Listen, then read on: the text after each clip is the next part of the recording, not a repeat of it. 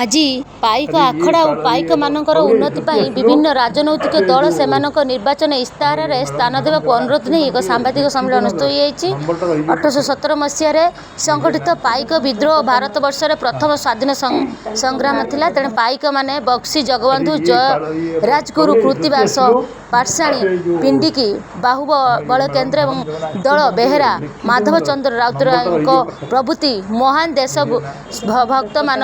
मिसी देश जीवन दान कर पाइक आखड़ा और पाइक मान उन्नति विभिन्न राजनैतिक दल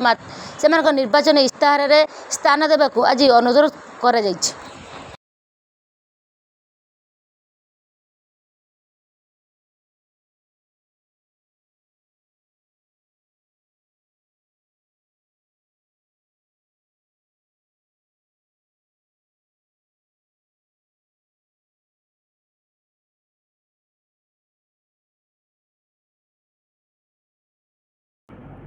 ओडिशा राज्य पाइक आखड़ा महासंघर